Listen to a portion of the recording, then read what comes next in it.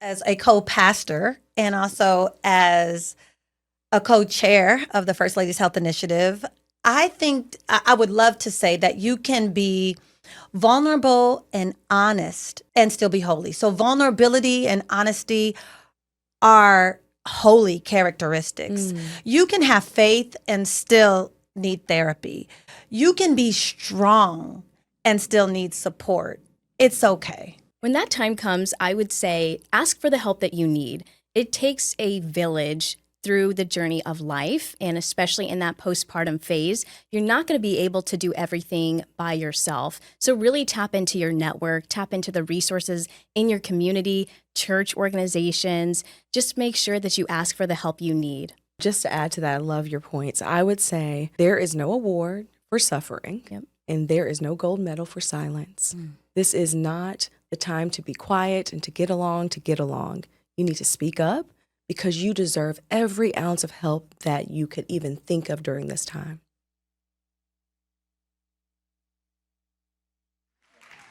Hello, everyone. Okay, so today Taylor we are going to Austin talk Cleveland. about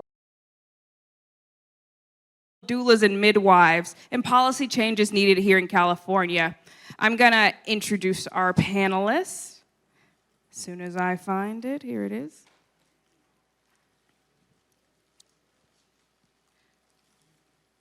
So with us today, we have Dr. Hines. She is assistant clinical professor at Kaiser Permanente and also assistant physician at Charge at Baldwin Hills Crenshaw Medical Office Building. She's an expert in high-risk obstetrics and also maternal health equity. Please give her a warm hand.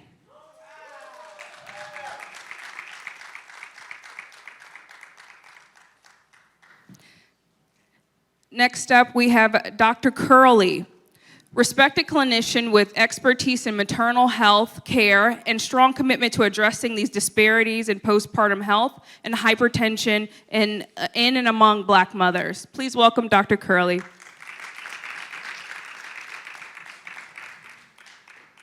Next up, we have Tyla Adams. She is the program manager of Sisters in Control, Reproductive Justice, Black Women for Wellness. Please give her a round of applause.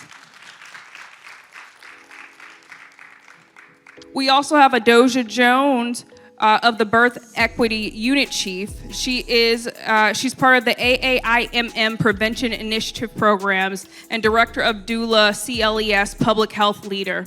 She's also a Black and maternal health, infant and health, reproductive justice advocate. She's not with us just yet, but she'll be joining us soon. And finally, I would love to introduce our lovely moderator, Dr. Sunshine Crawford. A licensed clinical psychologist with extensive experience in Black maternal health, as well as mental health, trauma, and perinatal wellness. She's rooted in community, and she's incredible. Please give her a nice, warm applause. Thank you. Thank you. And again, thank you all for coming and staying. I really do appreciate all of you. I want to start off, though, with just a quick icebreaker. It's a question, and please let me know if this resonates or if you have an opinion or experience. The question is, why does Black maternal health matter to you personally? Kelly is like, Okay.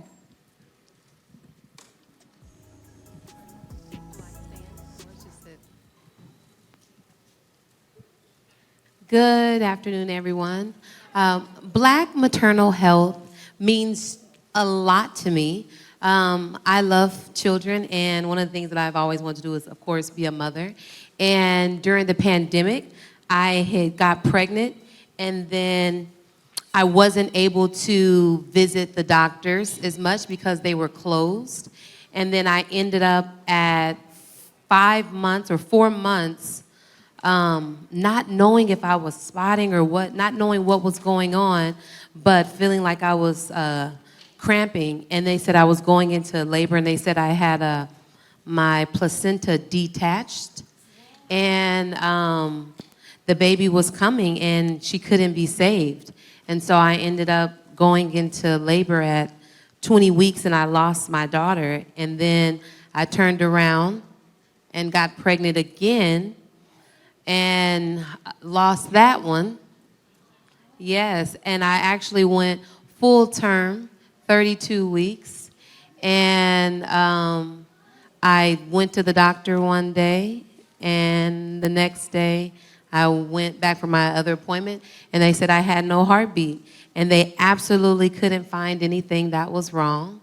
They ran test after test after test and couldn't find anything. And I had to chalk it up and say, the Lord wants me to fellowship in his suffering, and he wants me to understand a few things. And at that time, I was just working with children and girls. And God was saying, I want you to work with women as well. And I said, well, why? Why? And I didn't want to. And when I decided to go back to work that same day, a lady came to drop her daughter off to practice, and she was crying. And I asked her what was wrong, and she said the doctors told her that the baby had no heartbeat. And she just broke down and cried.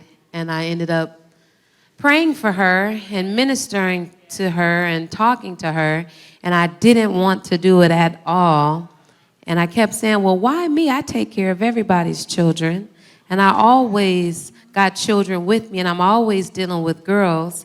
And then immediately after that, these women just kept coming to me and saying, well, how do I do this? And how do I get pregnant? And what do you do? And how did you do it? And God said, I wanted you to share your story and your testimony because I want you to work with women instead of just wanting to work with girls. So I ended up getting pregnant again. I didn't try this time. I said, oh, I'm not trying at all. I actually was like, I don't even want to do nothing pregnancy related. I don't want to do nothing. And God saw fit for me to be pregnant again. And this time I delivered my baby, but Kaiser made me go in every single other day, child. I mean, I was there every day at Kaiser. I was like, I'm just going to pitch a tent here. And through that process, I had to develop a supernatural strength in Christ Jesus and lean on him because fear was just trying to come. Each week was just, I had to overcome that fear. Sorry if I am long-winded, guys.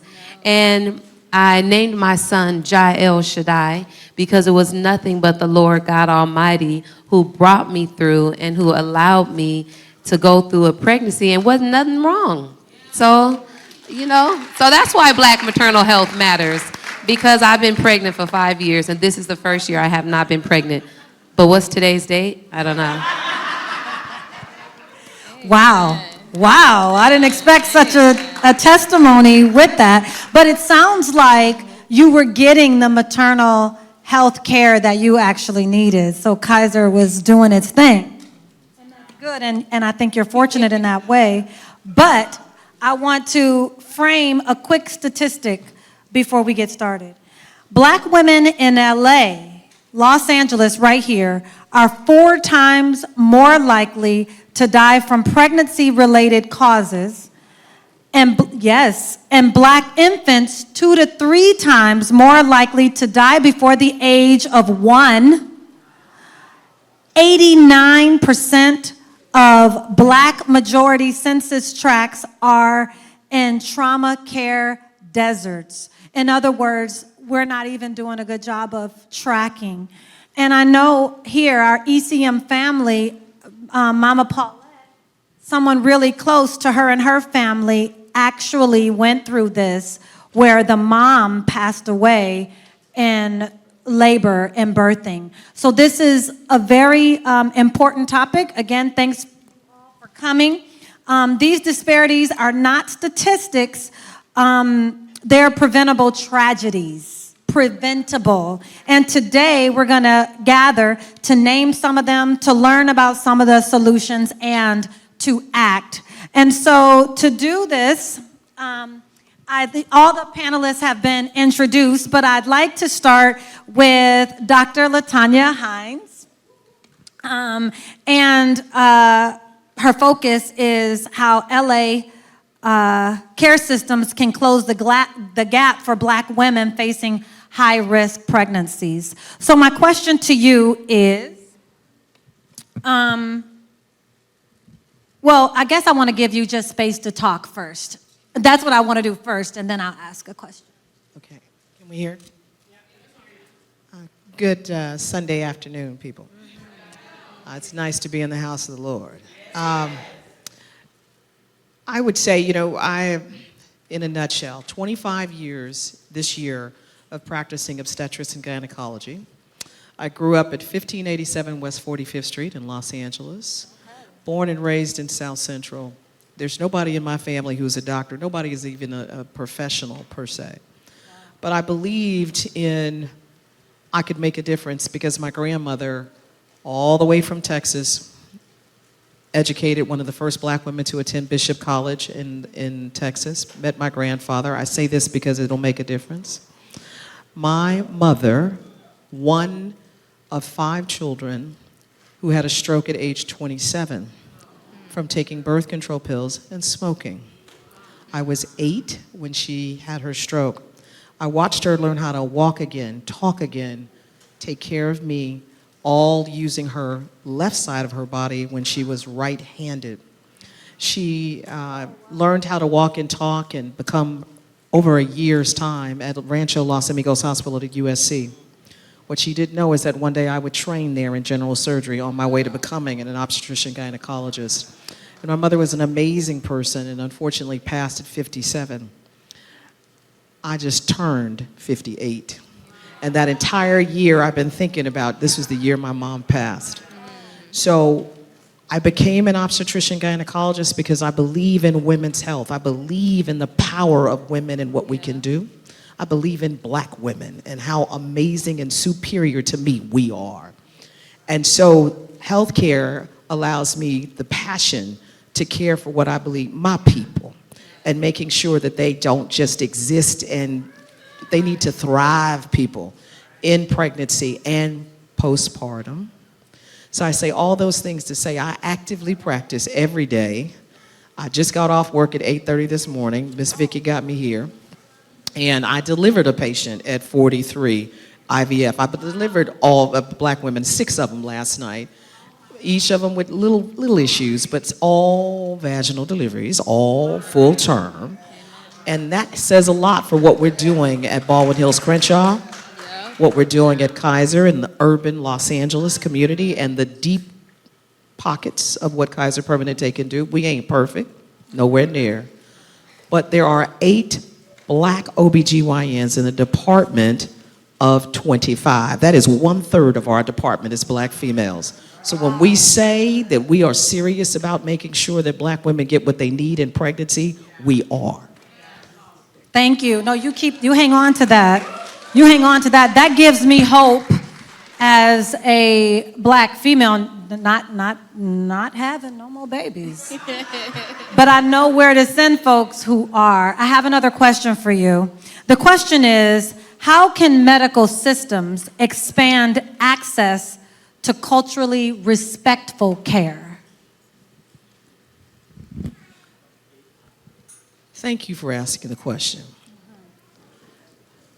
The answer, the bottom line, is that healthcare is racist. Let me just get right to the point. Let's get to it. Racist in the sense that it was never, ever created with black and brown people, or for that matter, not white, male, heterosexual Christian in mind. Let's be clear. So healthcare is about human care. We all breathe the same air. The color of our blood is the same. We are all humans. It has only been since the 1970s that women were even allowed to go to medical school. And so things have changed a lot. So what does this mean? How do we address the system? Well, the system ain't gonna work for you. You have to make the system work for you. That means that you must be educated. You must know your resources. You must ask questions. And when, I've said this many times on a stage, if you don't get the answer you need, you either ask more questions, ask somebody else to bring somebody else in to answer your question, and feel like if you don't want to move, then you just stand. If they say you need to be discharged from the hospital and you don't feel that that's how you feel, then you just stay. If you feel like the physician is saying something that you don't understand, and you find somebody to explain it to you. In an emergent situation, please understand, most of the time, the physicians are not trying to harm you. And I have seen patients who feel like they got to dig in when we are in an emergency. But I also respect that I understand the system has made them, us black people, with good reason, feel that they are not for us. And they are doing things to us that we don't understand. And if we don't have the full information, we feel like we may not come out of it alive. So it makes us fearful of a system that has not always been, for that matter, most of the time, not in our best interest. So asking questions of a physician that you trust. The internet is amazing now, y'all. ChatGPT, you can get a lot of good information, and then be willing and open to listen. Anybody that doesn't give you the opportunity to make choices, stop seeing them. You always have a choice. Even if the doctor may not agree with it, you have a choice. And get your village around you. Have the people who you trust and know that have your best interests at heart with you. And that is how you address the system. Because the system will eat you up, and the outcomes, the 3 to 4 times high risk pregnancy, the 4 to 5 times increased risk of complications in pregnancy, is the system. So there's nothing wrong with us. It's the system that will eat us up. That means blood pressure, blood sugar, keeping your weight under control. Because the system will eat you up if your blood pressure and blood sugar and your weight are out of control as you enter pregnancy. Woo, some shocking information there, right? So I think I want to first respond by saying thank you so much, because being validated for the skepticism that we have by someone that is actually in the field, in the industry, and doing the work is priceless for us as black women. I hear you giving me that amen, because we have legit skepticism. Now, I do have a question for the audience, but before I ask this question of the audience, our fourth panelist is here. So you guys give another a welcome for Ajoa Jones, please, as she joins us on the panel this afternoon. Dr. Curley told me traffic is atrocious out there, and so we appreciate you fighting it to make your way. Okay, so here's my question to the audience. If someone that you love had a high-risk pregnancy, what support systems would you want around them, and how can we build that together? Yes. Can we get a mic to her? They have one right there. No, we have one. Yeah. Shannon, they got it. Okay. Okay, I would definitely recommend doulas as a first support system. I know some of the support systems that I've used were like AIM, Black Infant Health, Fierce Aunties, the Abundant Birth Program, and just about everything else that those my ladies right there.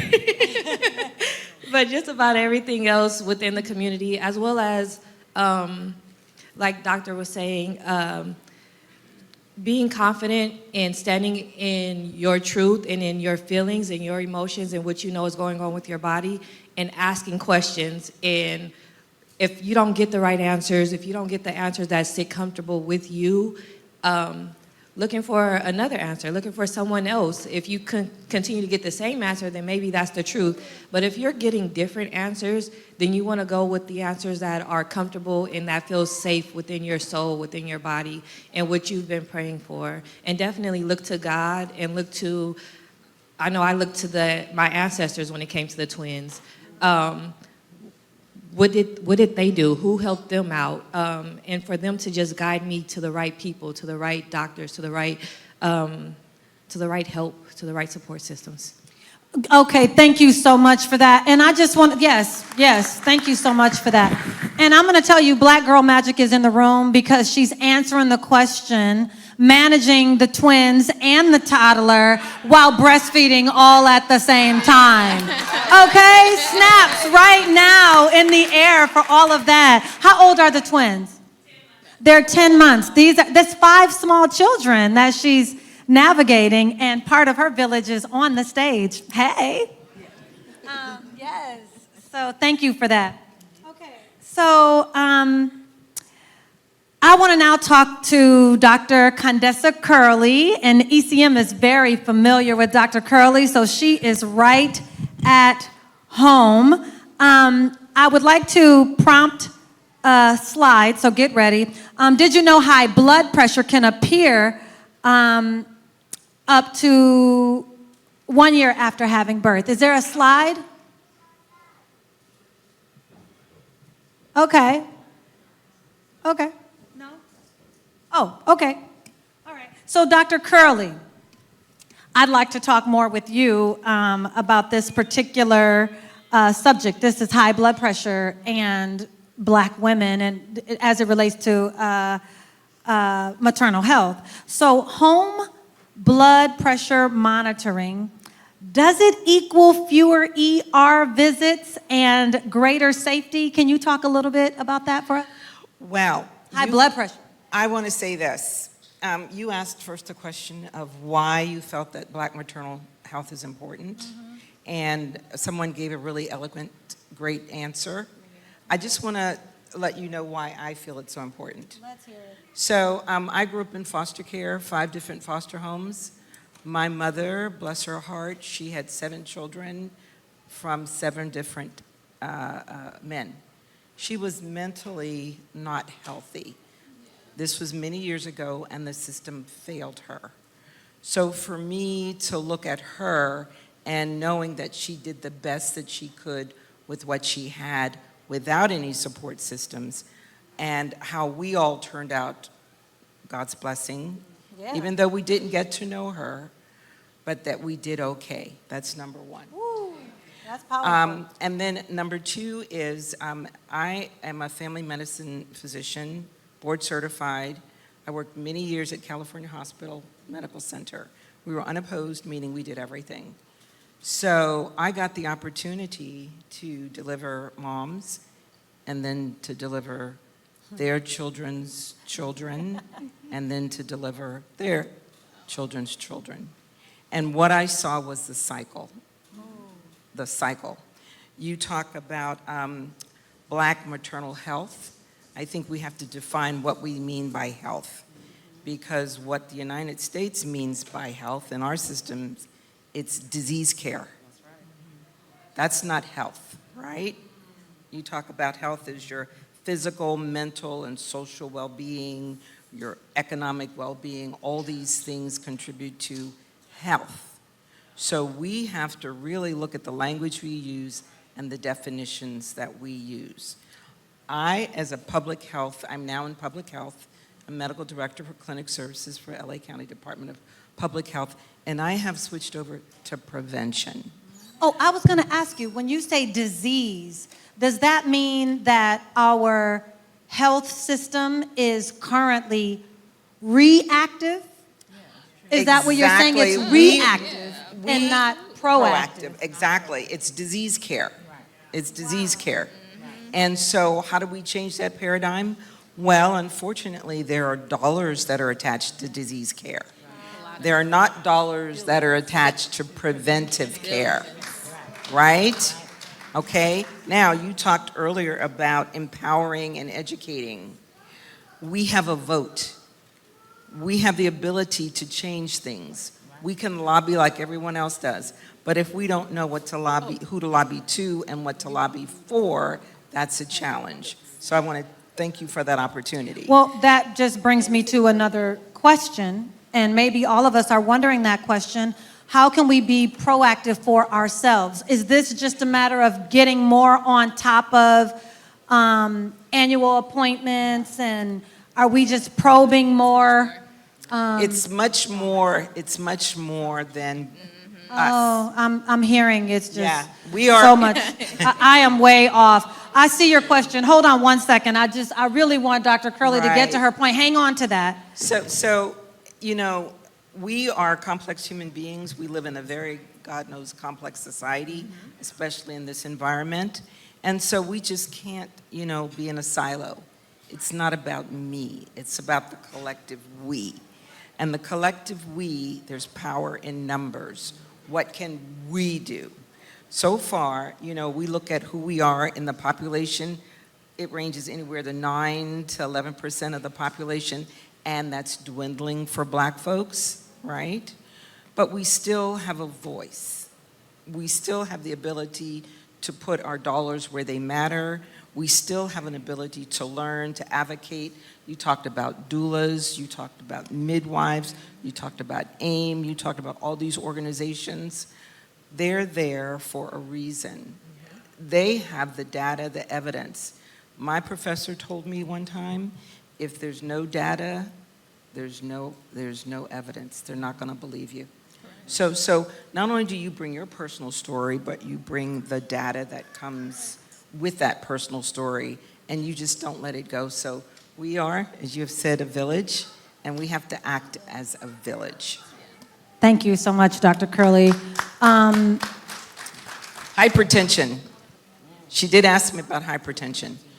So when we talk about maternal health, we talk about prior to childbearing, pregnancy, postpartum, and thereafter. Preconception, exactly.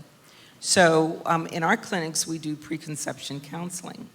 And folks say, well, I'm not planning on getting married, having a child. And, you really can't say, because life does happen to people, right? Life happens. So when you talk about hypertension, you talk about the prevention piece. You talk about the screening piece.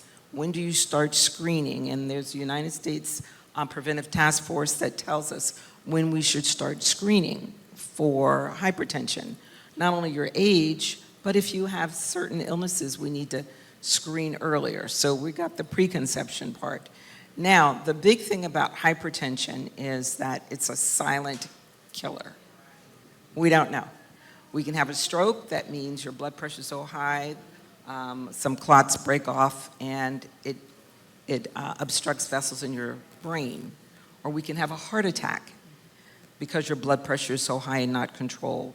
That means that some of the clots break off and they lodge in vessels in your heart that feed blood to your heart for it to be able to work.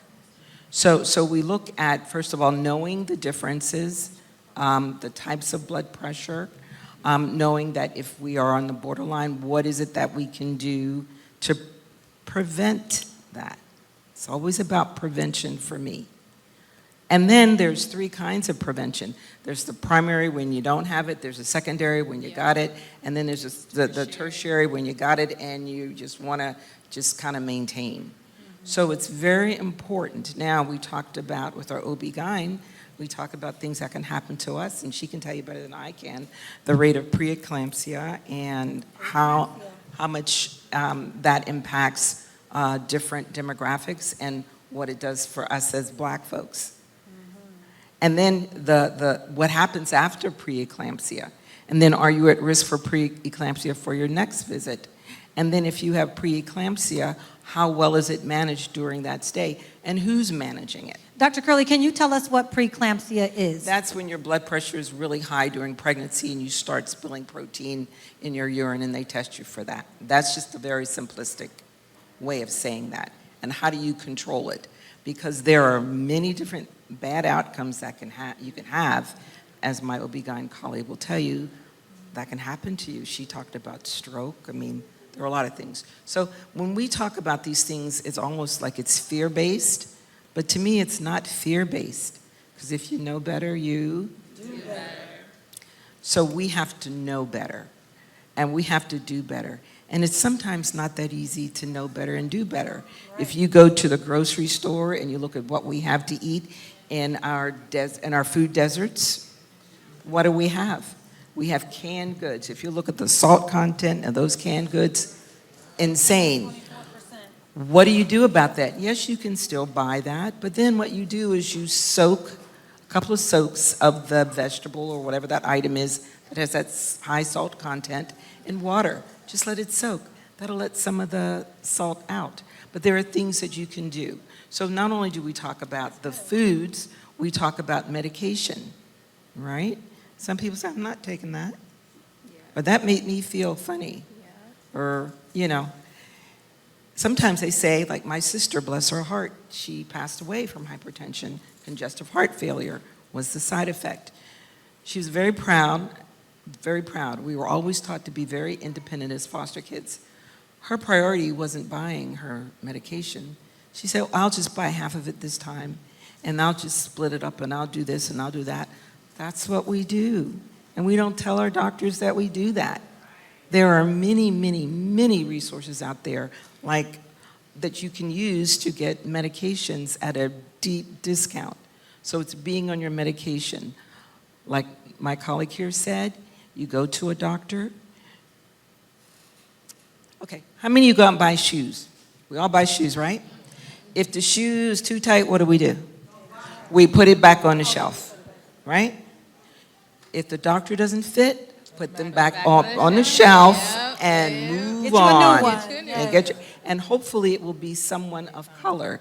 You asked a question about what do we do? Well, there's a lot of things we do. I'm highly involved in training physicians of color, because I said to them, when I get ill from something, I want to see somebody like you walk in the room because you know who I am and what my history is. So I'm about that. So it's about training. So there are a lot of things that we can do. I don't want to hog the conversation, but anyway. Well, no, this is all great stuff. Yes, let's give it up for Dr. Curley. I want to jump to the other side of the panel, but before I do, I know, Dr. Hines, you, first of all, have been up all day and night and have another engagement to get to. I just want to ask you a question so that I can get it to you before you have to go. And the question is, what gives you hope for Black maternal health in California? As a provider, what gives you hope, considering the stats in LA? Ooh, you see this thinking? Because it's, first of all, my colleague, Ajwa, I met you a few years ago, and this woman is on fire for making sure that every Black woman that will listen has access to the resources necessary in order to have the kind of quality of life that white folks take for granted. And you have just been an absolute inspiration to me, and I think everybody in this field, as we try to address Black women and health. As a member of the Association of Black Women Physicians, we've been around for 42 years. That organization has been here, and I hope another 100 years. But these are Black women physicians on fire for helping Black women. The fact that we live in California and is a much more liberal and progressive state that passes legislation specifically for Black people and women of color because we care about us. I am discouraged with what's happening nationally in the country, but I recognize that no government stands when its people don't support it. So I believe that we are, unfortunately, not in the best position, but the state of California is better than anybody else at doing what we can to not only legislate, to educate, and to get the information out to everyone, that there are panels like this on 47th and San Pedro, as far as it's, in West Los Angeles and Santa Monica, everybody is talking about it. And it's not just Black women, it's all women. And we are on fire. So I am strongly encouraged with that. And for those patients, and I've seen a lot, the ones that when you see a Black physician and they tell you about yourself, as patients tell me about myself, because it goes both ways.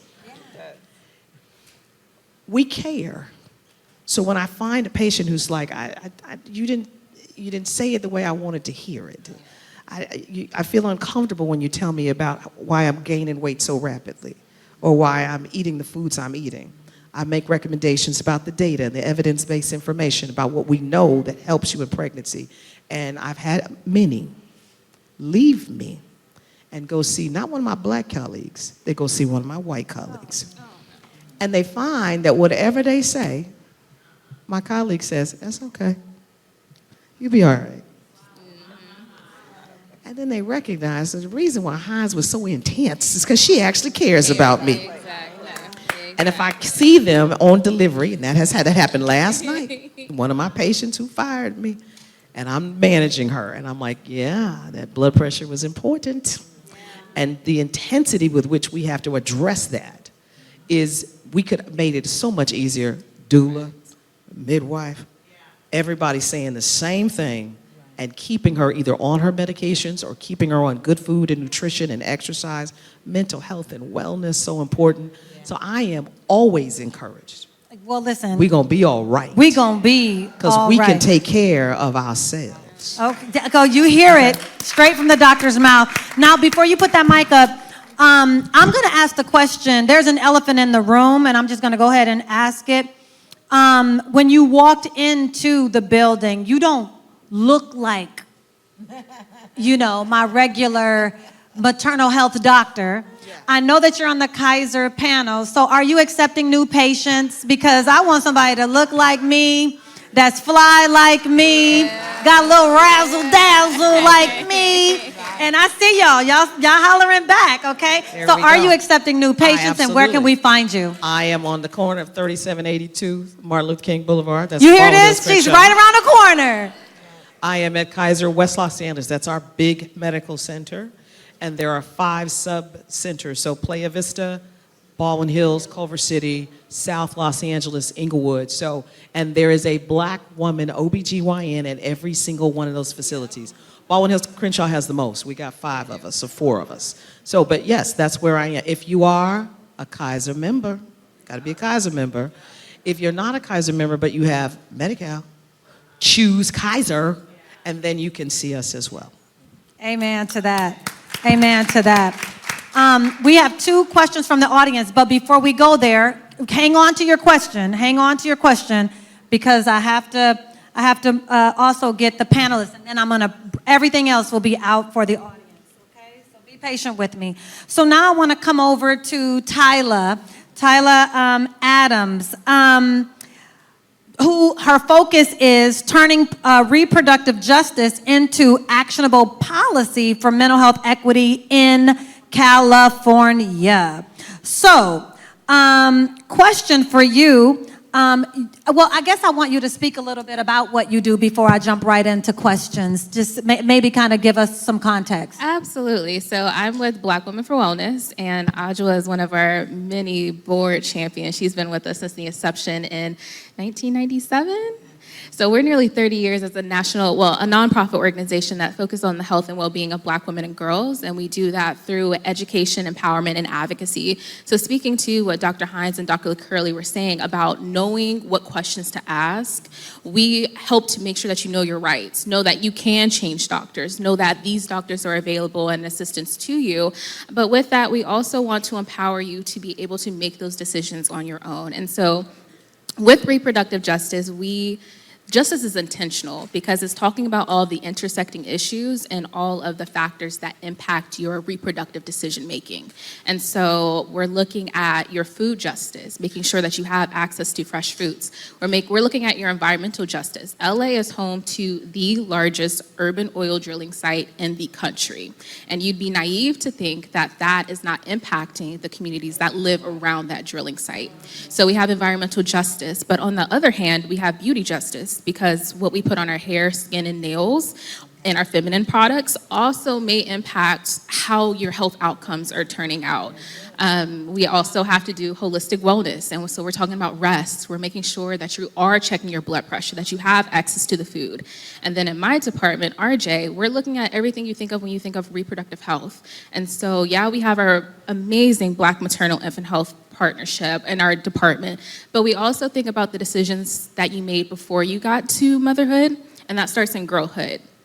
So we have our Rites of Passage program, and then we have our comprehensive sex education program, Get Smart Before You Get Sexy. But we're sexual beings our entire lifetime. So we have our Grown and Sexy, which is over 40. And then we have our amazing fierce aunties. And the Grown and Sexy, they be talking about menopause, they be talking about the reproductive chronic conditions, they're talking about, finding your groove and the perimenopause and all of the health concerns that sometimes are a little hushed, but people are now starting to talk about. And then our fierce aunties, they are our advocates for all of the things that we have spoken about. What age group is fierce auntie? Fierce aunties is, if you are auntie, come on and join us. Well, you get an age group. What makes you an auntie? You gotta have a little bit of wisdom. So, we do say about that 35, Okay. that 35 and on up. But the faces, like, oh.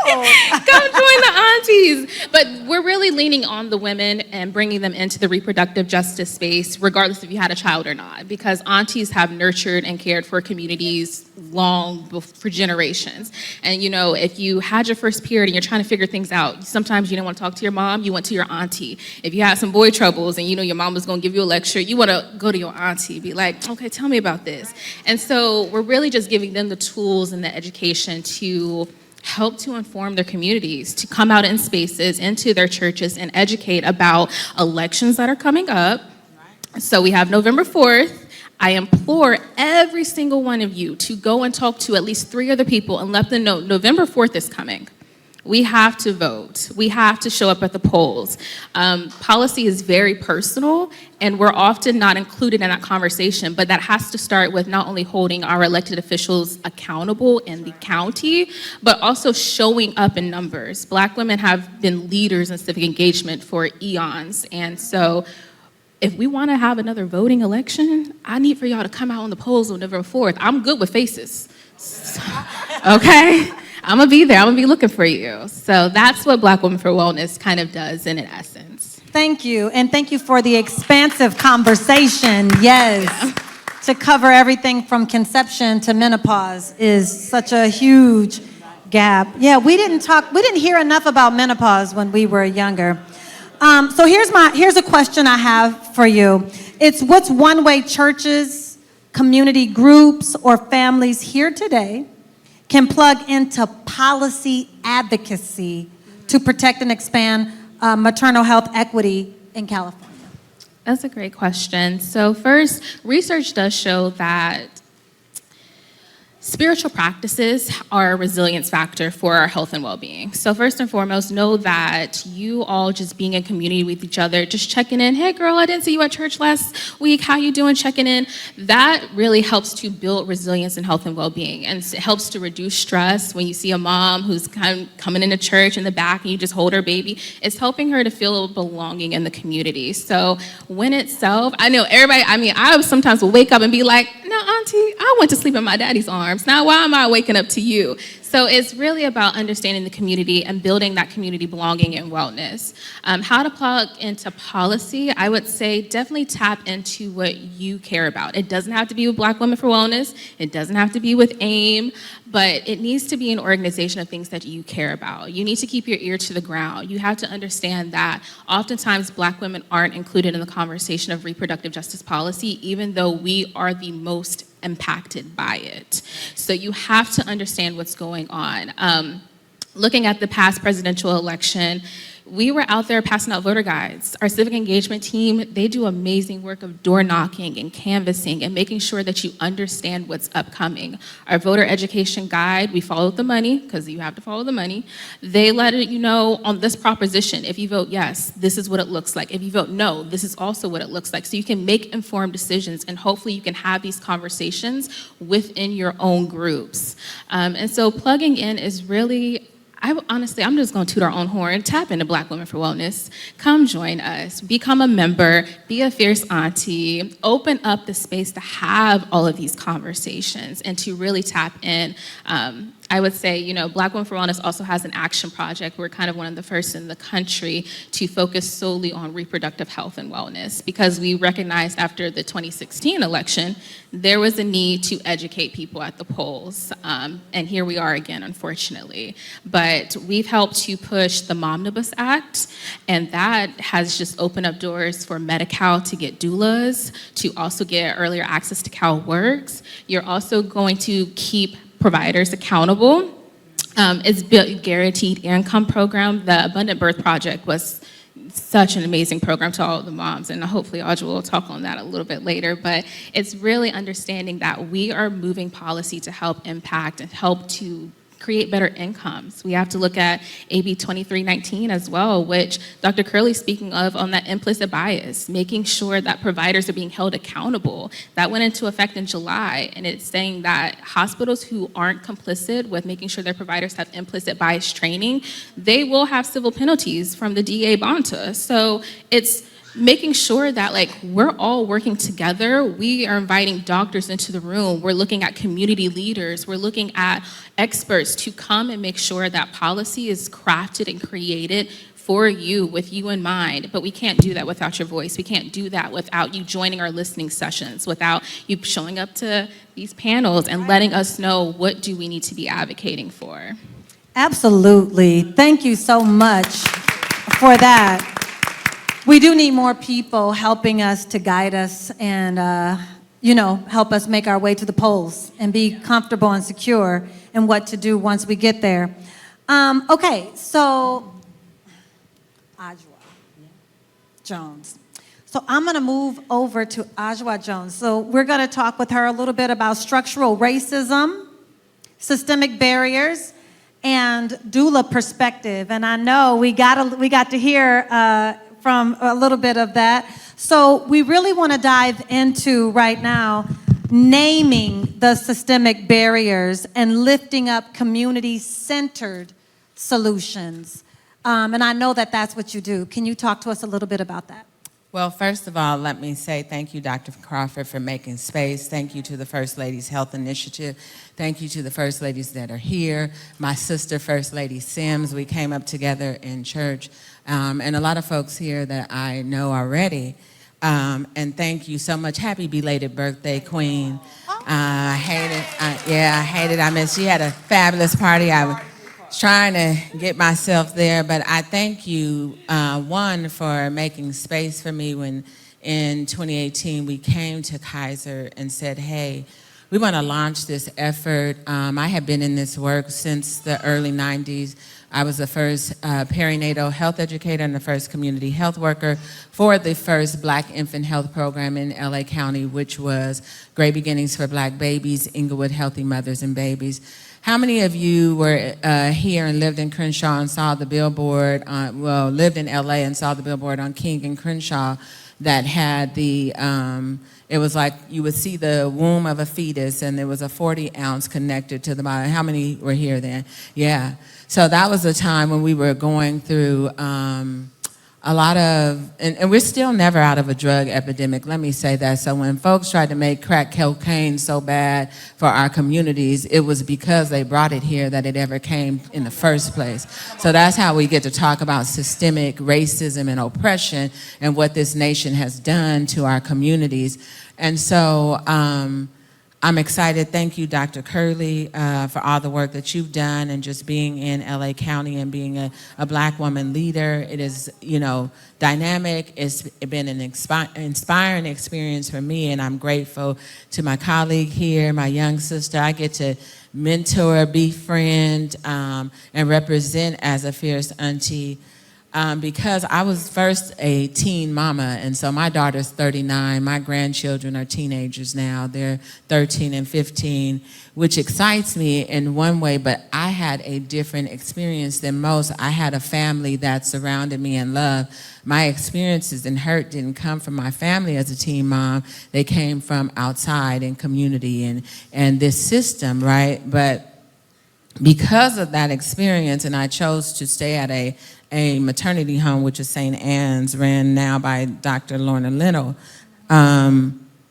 I got to see other young women and their experience, and I got to see an 11-year-old whose mother was 33 and whose father was 66, and her partner who impregnated her was 22. So I understand what we have going on and what we've experienced, and a lot of times we have to look at this as though, when I heard you speak of your mom, we have to look at what happened to us post-slavery and what has happened to the descendants of the African slave here in America, and what has we have never been treated fairly to come out of those traumas, right? The rape and assault of black women, the rape even and assault of black men, the abuse of black babies. When you go, like I got to visit, because a sister created Mothers of Gynecology, and I got to go out to Alabama and visit the museum, the Legacy Museum. And when you walk around and you see those slave stories and you realize that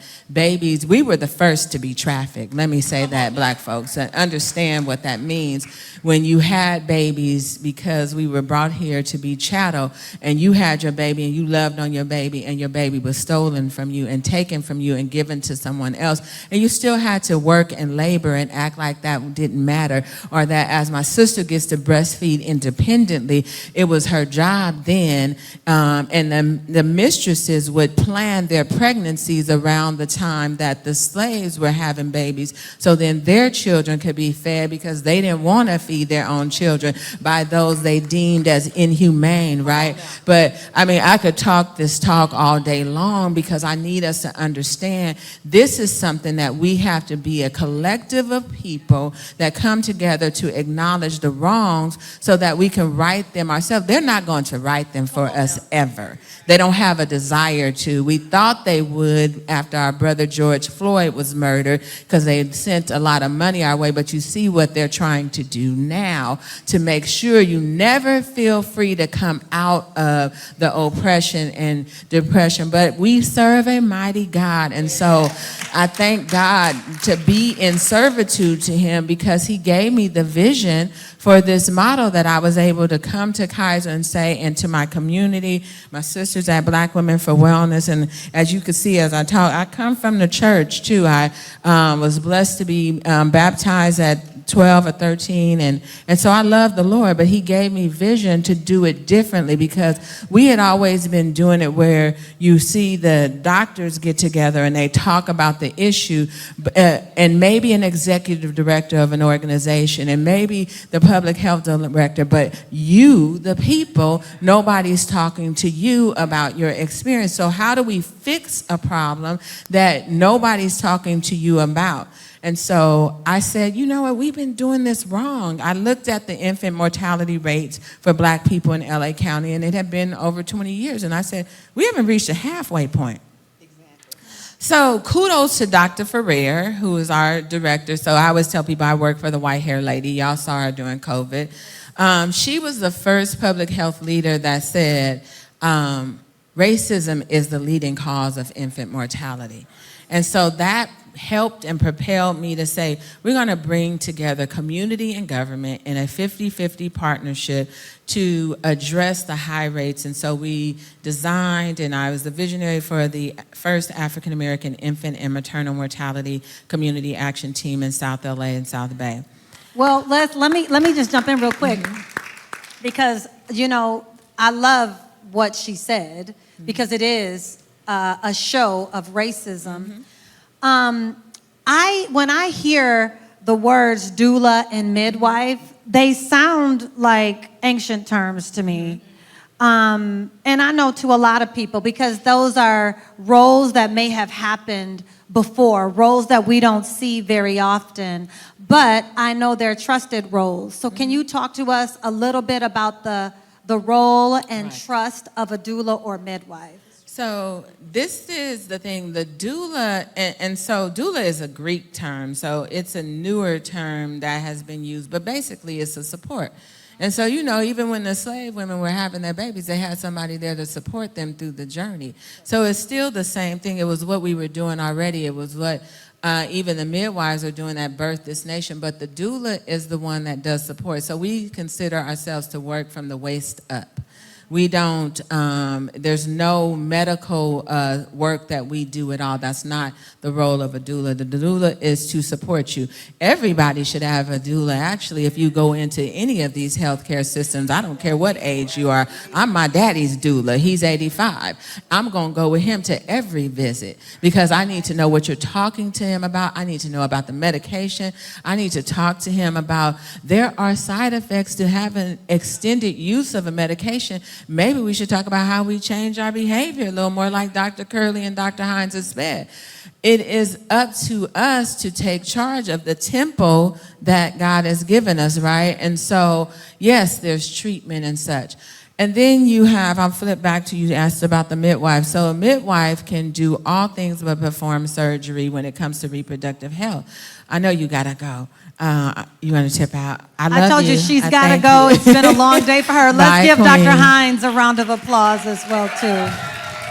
So you can still have a midwife and have Dr. Hines and Dr. Curley. There are some midwives that will work with you and you say, I still want to deliver in a hospital, and that's fine. So the midwife does the reproductive health care as well, and then some have freestanding birth centers, and then some you can deliver at home, and then there's certified nurse midwives that there are some in the hospital system, but they don't make a big deal of them, but they should, because actually the last I looked at the data, Dr. Curley, I didn't see a bunch of people dying on the watch of a midwife.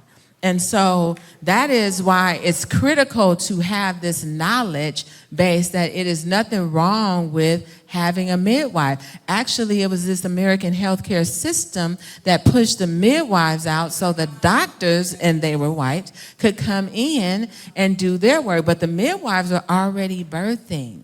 And Wow. so look up granny midwives, and they have better outcomes, you're right.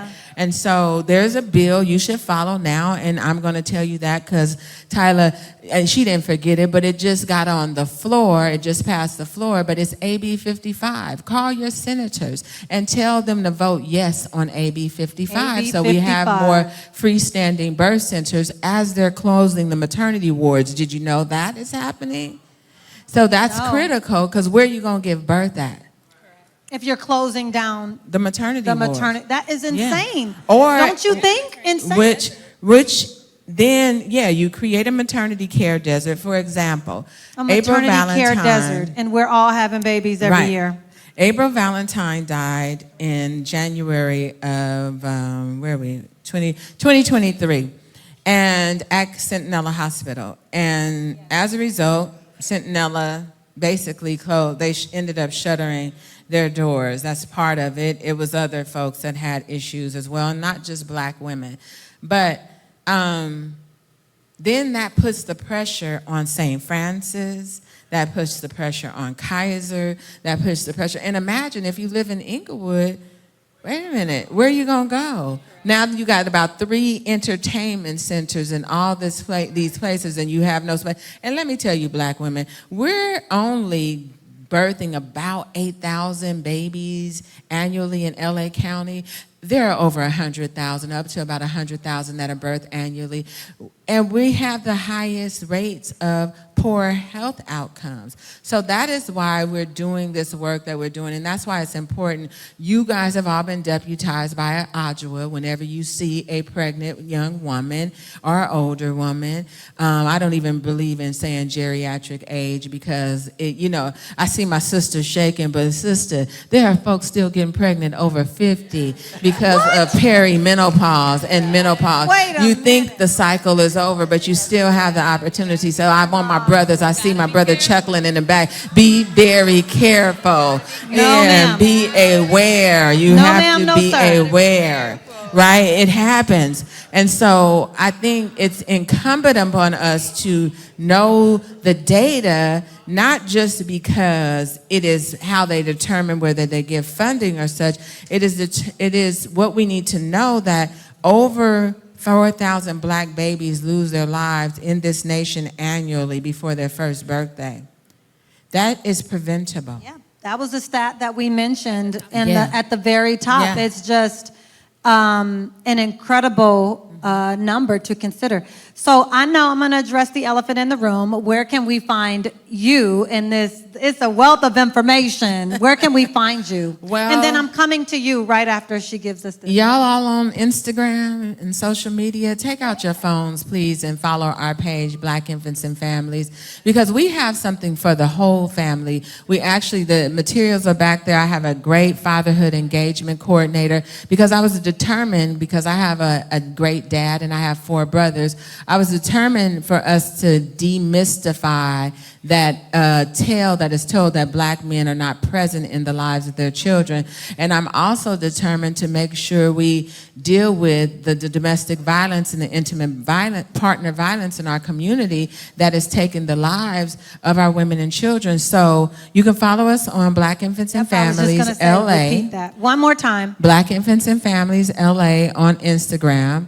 Black Infants and Families Los Angeles. So AIM and Black Infants and Families are one. So my sister back there, she has gone through, she's had doulas with us. She's actually had, she's been a part of our Abundant Birth program, which was a guaranteed income pilot program that we piloted, thankful to Dr. Zaya Malawa out of San Francisco, who started the first ever pregnant and parenting guaranteed income to give moms money monthly that would support them and their family, unconditional dollars. So we gave $807 a month for 18 months to 410 women. So listen here, y'all see Rod's back there if y'all want to find out how to do that. Right. So Okay, so listen, for the sake of time, I'm really sorry. For the sake of time, I know we have to get out to the audience, and we only have a few more minutes for the panel.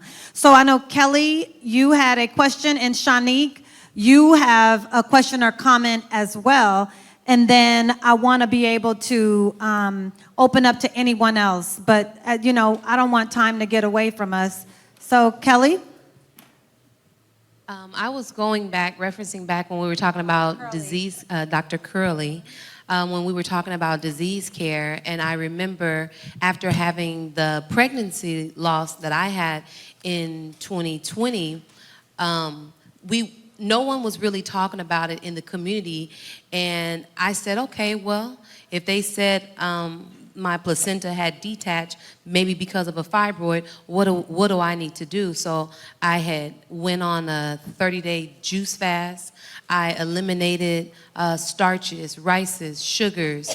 I identified what I needed to do, and I said, oh wow, we as Black women, we have food addictions. So often we're able to say, oh well, this person, they sin and they doing this and they sin, and I said, oh, but what we do and what we don't take accountability for are the things that we put in our system, whether it's nail polish, whether it's fragrance, whether it's perm, whether it's dye, whether it's makeup. We're messing up our endocrine system. What we're not identifying, and what disease care is saying, is all these things are still okay. We're not even going to talk about it. Keep doing it. And we talked about hair straightener being cancer causing as well too. So you just had a comment, not a question. Yeah, and I just wanted to say what I decided to do was, I said, I have to go and I have to help myself so that when I do go to the doctor, it's not disease care. And I feel like now, 1 year postpartum after having a successful birth. Congratulations. Thank you. Yes, and Thank you. congratulations on the whole journey. I feel like I'm now able to now speak, and I feel like that was a part of the chastising that God had put on my heart, was you're not sharing the information that I gave you, so you're going to fellowship in my suffering until you get the lesson. But that's just how I internalize loss. And so now it's like, okay, I didn't even know I was going to be coming to this today, and I'm 1 year out, and I had told the Lord, I said, okay, Lord, once I'm out of this postpartum, I'm going to talk. You know what? I'm I don't know where Marquise went, but I'm going to connect you with Marquise, because you'd be a wonderful person to join a panel as we're discussing this topic. And clearly you have a lot to say. I think you should have a voice on a panel. And I just want also to say, we never think about what's happening external to us and how it impacts our health. Right. We have the other elephant, not in this room, but in the environment, which is climate health. We look at air pollution, what it does to maternal and child health. We look at extreme heat and other weather events. You all don't know this, well, you may, some of you, is that if you go to a section of the city and there are a clump of trees, and right next to this clump of trees, there's a huge concrete jungle, what do you think the temperature difference will be? So the clump of trees, and sometimes it's like 7 to 10 degrees lower. So then what does that do for moms and babies, families, when you Right. talk about your health?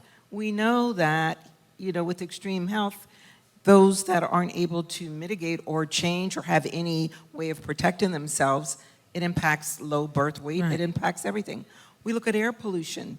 When you get up in the morning, you don't know what you're breathing, Right. and especially when you are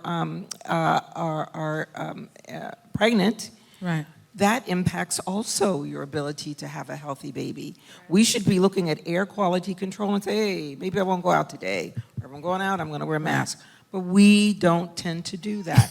I mean, there are a lot of things, like you said, that we put in our bodies that we physically do, but then there are things that happen to our bodies that we have no control of it happening just yet, but we should be mindful of that. So thank you. Yeah, that is a very good question. And Yolanda, you may know this, but there's a part of LA that's called the jungle. Are there a lot of trees in the jungle?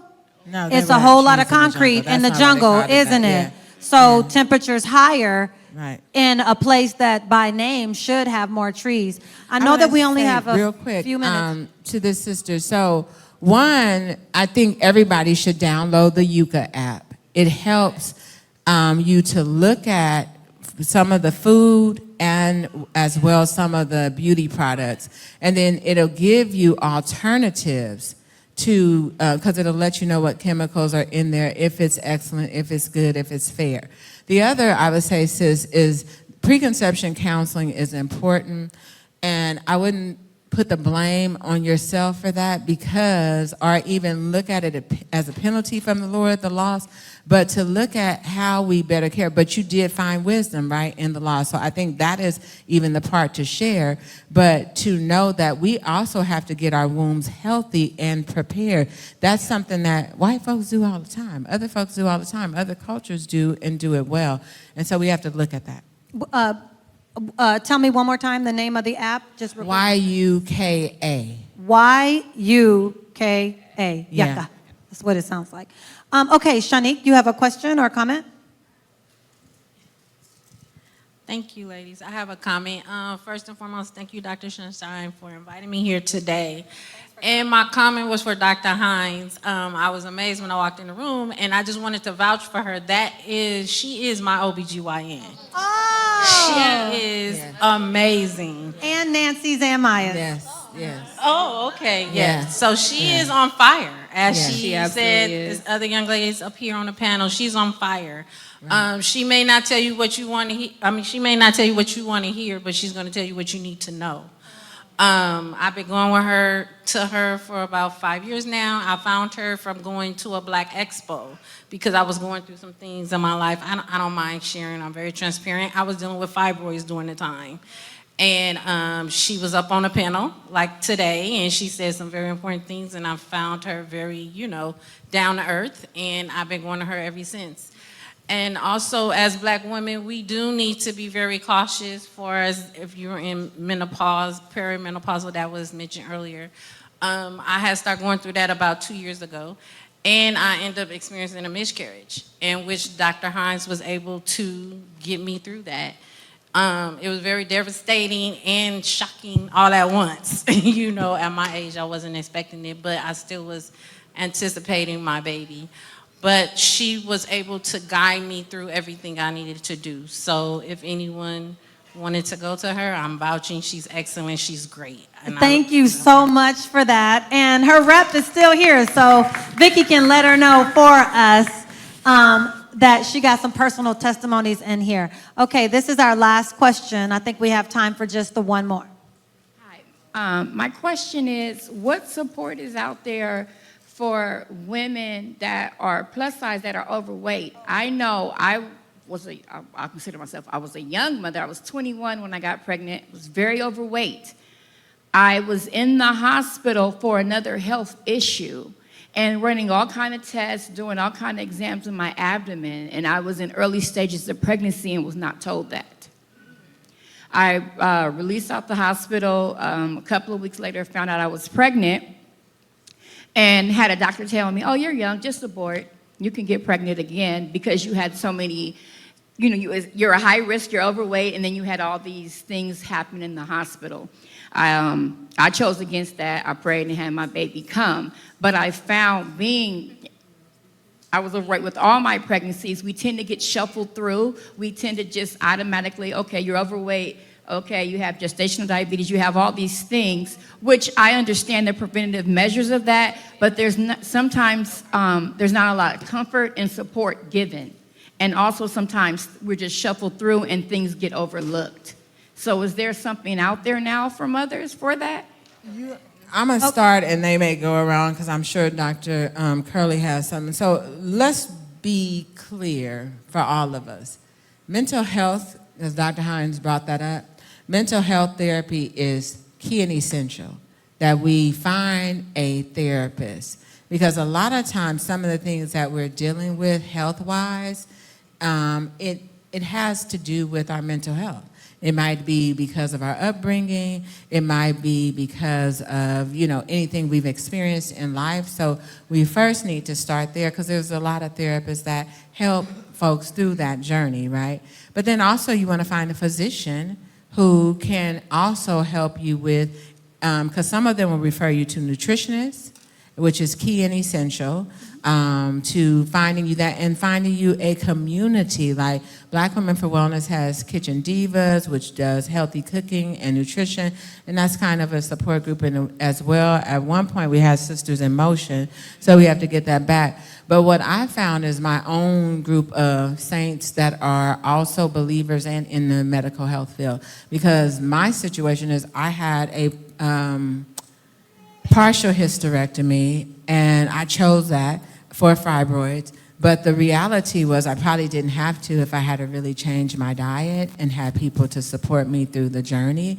And so that is some of the things we have to do. But a lot of it is an internal mental health wellness check, but then it's also taking action and finding your community and your tribe that will walk you through that journey.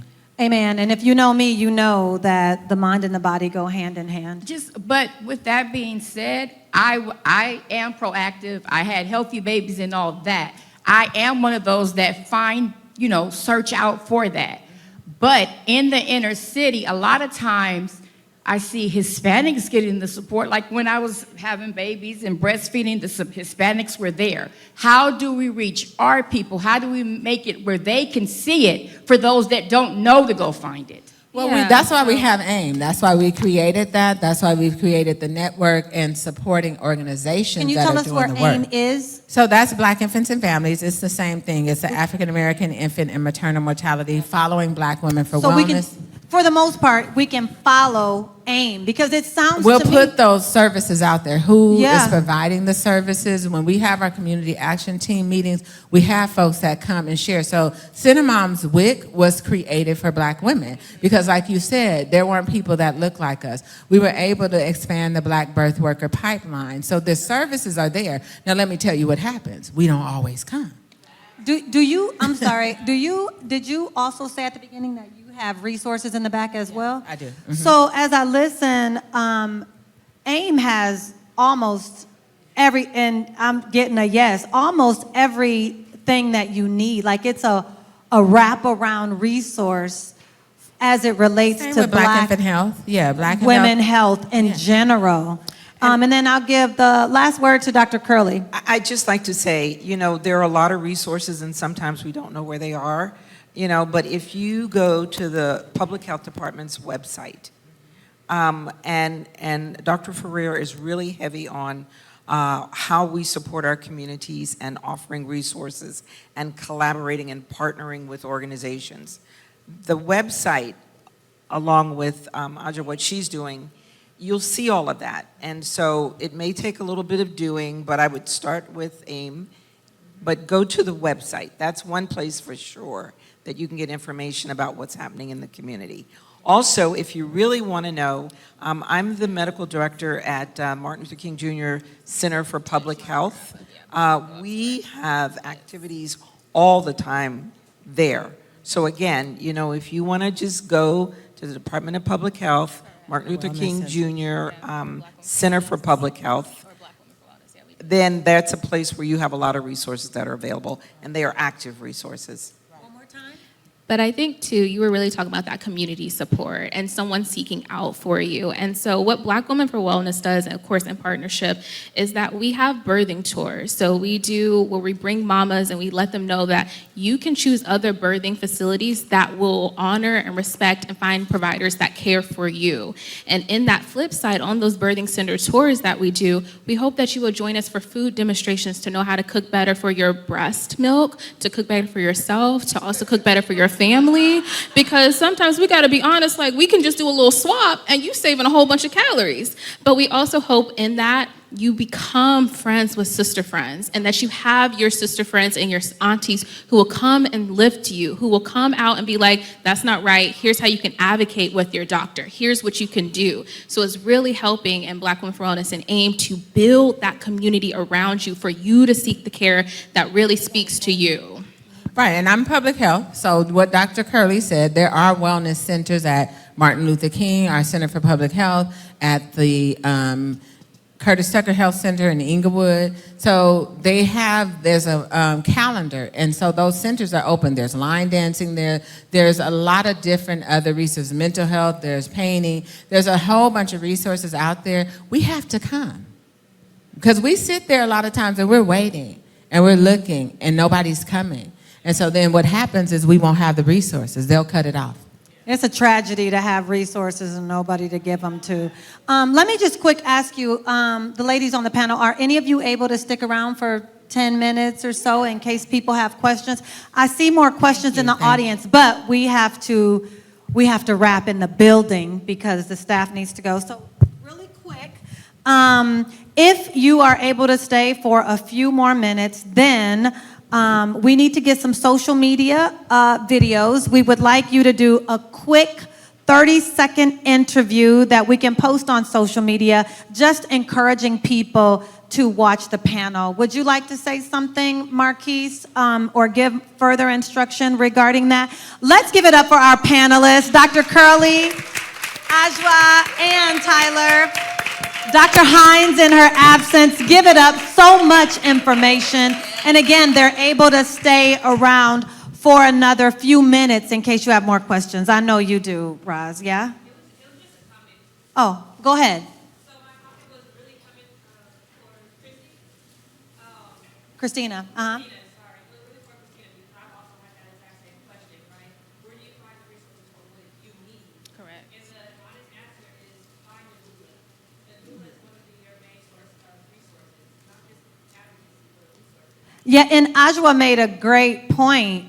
Sometimes the doula or midwife is the support in the village more so than the OBGYN. So that's good information for you, Ty, expecting too. So that's pretty good. This was great for you today. Thank you guys so much. I know this was a solid for me, and I definitely appreciate all of you. Marquise? Yes, thank you so much for coming. For more information, please visit us at firstladieshealth.com. And again, this is a funded PCORI experience, so thank you very much.